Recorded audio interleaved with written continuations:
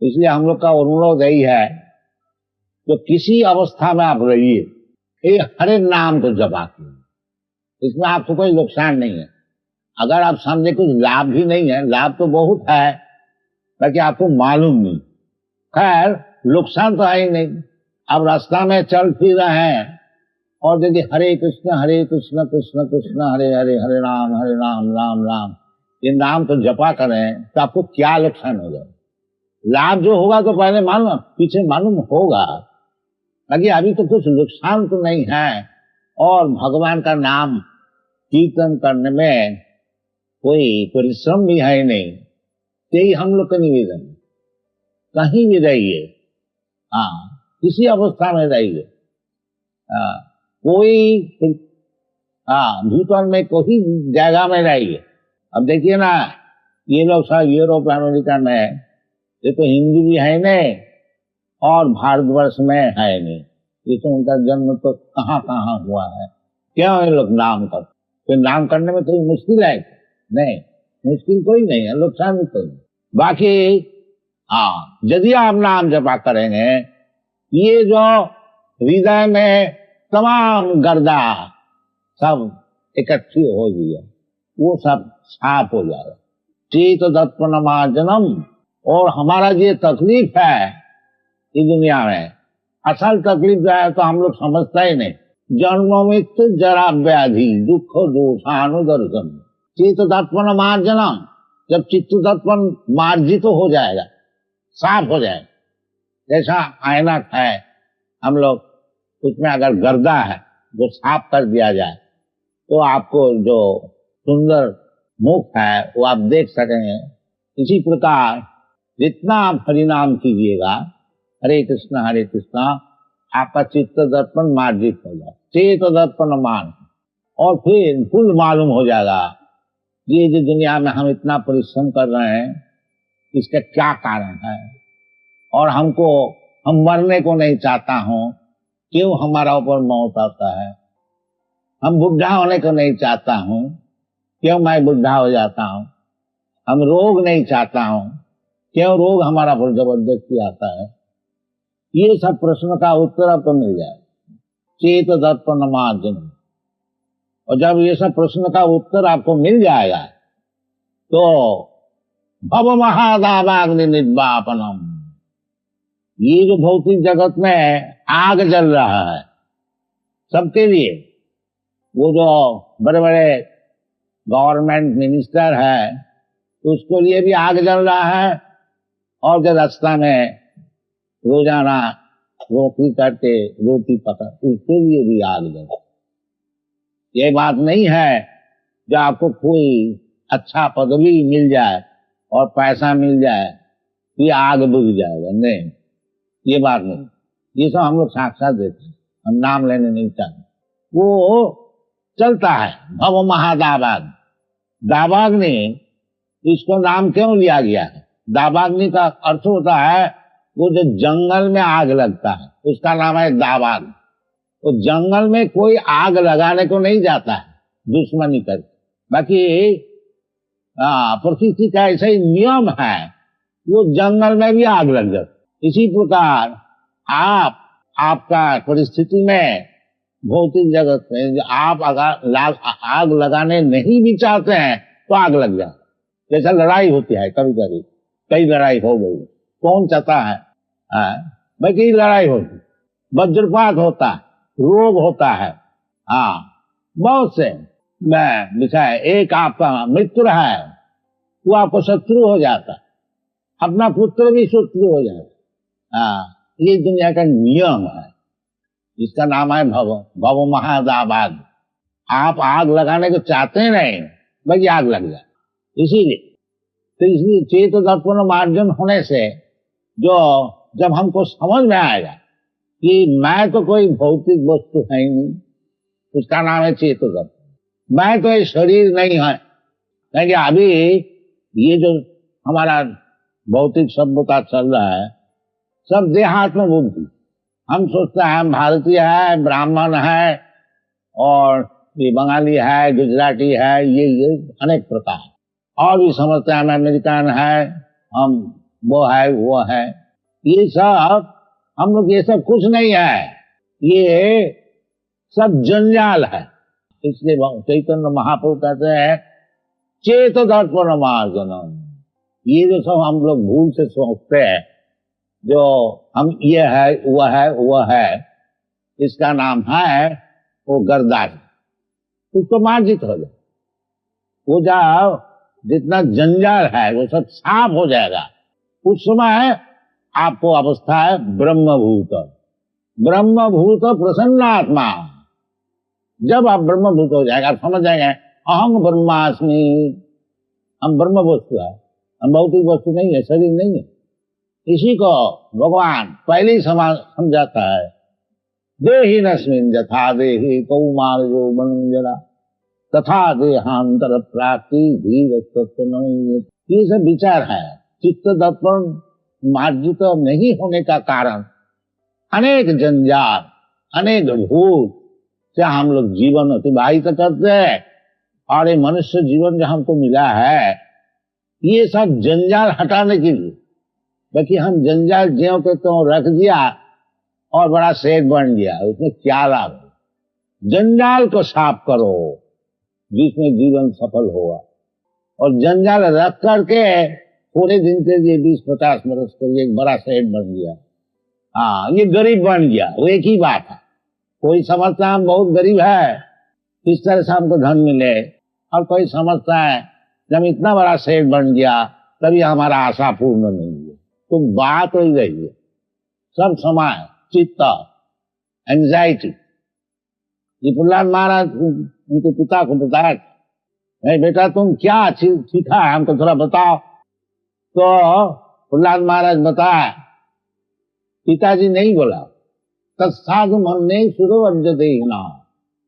पिताजी आप तो असुर का श्रेष्ठ है, असुर वज्र, वज्र मीन श्रेष्ठ, बहुत भारी असुर है। तो पिता को बोला, तत्साधु मन्ने असुर वज्र देहिना, जो ये शरीर लिया है भौतिक शरीर, उसके लिए ये उचित है क्या? न हित्यात्मघातम देह अंगकूपम वनम गतो जद हरिमाश्रय। जो ये जो शरीर मिला भौतिक शरीर, इसके लिए सब समय हमको चिंतित रहना पड़ता। तत्साधु मन्ने सुरवज्र देहिना सदा समुद्र विघ्न धियाम असद ग्रहा। ये जो असद वस्तु शरीर में धारण किया है, इसके लिए सब समय समुद्र विघ्न रहने पड़ेगा। और यदि आप ये समुद्र विघ्नता से छुट्टी लेने को चाहते हैं तो हित्यात्मघातम गृह अंगकूपम वनम गतो जद हरिमाश्रय। इसलिए हमारा जो वैदिक सभ्यता है, वानप्रस्थ वन में जाना, पंचाशुद्धं वनं व्रजेत, ये शास्त्र के निर्देश है। जहां 50 वर्ष हो गया अब वन में जाइए। तो वन में तो जाने का आजकल सामर्थ्य नहीं है, अभ्यास नहीं है, तो इसलिए कम से कम वृंदावन में आइए। हम लोग वृंदावन में तो भारी मंदिर बना है और रहने का जगह है। आप लोग जिसका 50 वर्ष ऊर्ध्व हो गया सब आइए, उधर रहिए, भगवत चर्चा कीजिए और जीवन को सफल कीजिए। वनंगत वो जद हरिमा। खाली वन में जाने से नहीं होगा, वो तो बंदर भी रहता है वन में, नंगे रहते हैं, फल भी खाते हैं, बड़ा सात्विक जीवन, ताकि एक एक बंदर का 2-2, 3-3 दर्जन को बन चाहिए। उस प्रकार वन में जाने से कुछ फायदा नहीं। वन में जाइए, हरिमाश्रय का, भगवान का आश्रय ग्रहण कीजिए, ये शास्त्र का निर्देश। तो जहां तक हो हम लोग सब सुविधाएं देने के लिए प्रयत्न कर रहा हूं। सब आश्रम भी बना रहा हूं और मंदिर भी बना रहा हूं और रहने का जगह भी है। तो कम से कम 50 ये जो सिद्धांत है, ये हम कभी घर छोड़ेंगे नहीं, ये ठीक नहीं। तो फिर सदा समुद्र विघ्न धियाम असत देखा इत्यात्मघातम गृह अंगकूपम, ये वैदिक सभ्यता नहीं है। वैदिक सभ्यता है वर्णाश्रम धर्म, ये असल धर्म है। 4 वर्ण 4 आश्रम, 4 वर्ण ब्राह्मण क्षत्रिय वैश्य शूद्र, ये जरूर होना चाहिए, नहीं तो समाज उच्छृंखल है। ब्राह्मण समदम तितिक्षा ये सब विद्वान होकर के सबको सिखाएंगे, क्षत्रिय शासन करेंगे और वैश्य अन्न उत्पादन करेंगे, अब शूद्र जो कुछ जानते ही नौकरी करेंगे। इसी प्रकार ब्रह्मचारी, वानप्रस्थ, गृहस्थ, सन्यास, ये सब नियम को पालन करने से तभी सुखी होंगे। और केवल स्वर्ग गधा का ऐसा परिश्रम करते लाभ का ऐसा लाभ होती, ये कोई सुधरी नहीं, इसमें दुनिया नाश हो गई। और इसलिए हम लोग का आप लोग से विवरण है कि ये जो कृष्ण कॉन्शसनेस मूवमेंट आंदोलन है, इसको अच्छी तरह समझिए। ये कोई मैन्युफैक्चर नहीं है, एक हमारा मगज में कोई बुद्धि आगे लगा दिया, नहीं, ये जगलरी नहीं है, साइंटिफिक वैज्ञानिक शास्त्र सम्मत। इसको आप लोग अच्छी तरह से समझिए, इसको लीजिए और जिस तरह से आपका जीवन सफल हो सके इसके लिए कार्य कीजिए, इतना ही आप लोग से निवेदन। और वो सब काम बड़ा सुंदर से हो जाए यदि केवल आप ये हरे नाम हरे नाम हरे नाम ही होती है। चित्त दर्पण, चित्त दर्पण मार्जित हो जाएगा।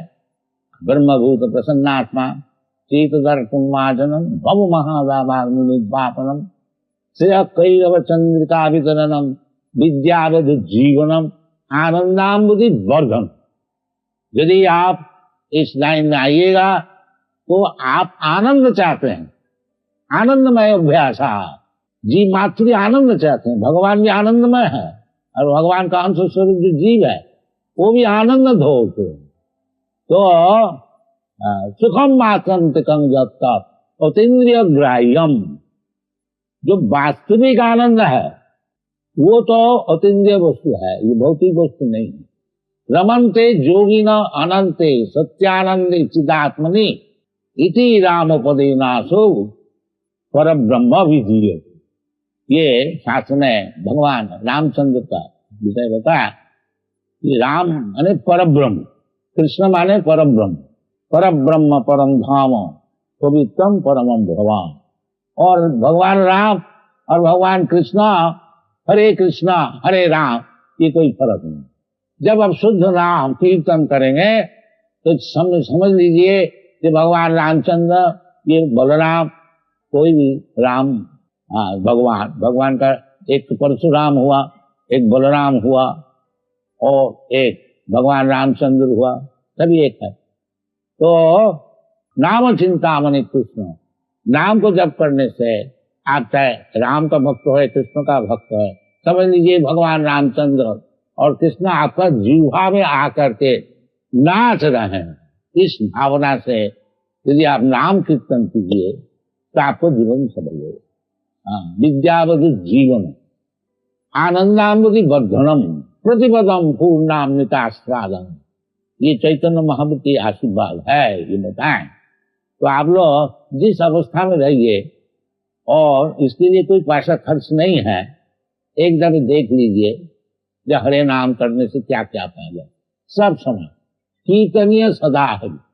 ये भी चैतन्य महाप्रभु बताए कि अगर आप नाम जप कर रहे हैं तो कोई बोलेगा ये पागल है, देखो तो बिजनेस में अपना बैठे हैं और नाम जप कर रहे हैं। कोई बोलेगा जुआ चोरी, ये जुआ चोर है, एक ढंग लगा है, ये सब सहना पड़ेगा।